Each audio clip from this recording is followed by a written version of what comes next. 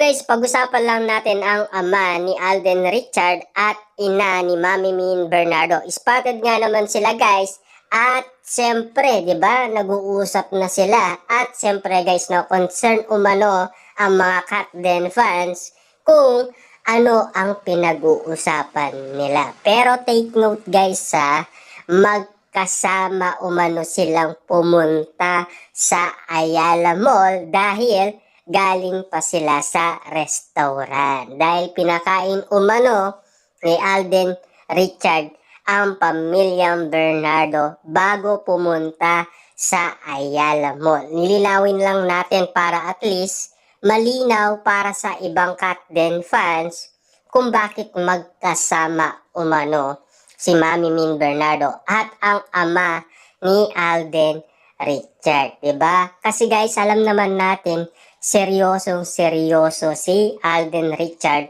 sa kanyang panliligaw. Siyempre guys, ika nga ni Christopher Min, ayaw magpatalo ni Alden Richard sa mga ibang nanliligaw kay Catherine Bernardo. Kaya todo suporta nga naman guys ang ama ni Alden Richard sa kanya.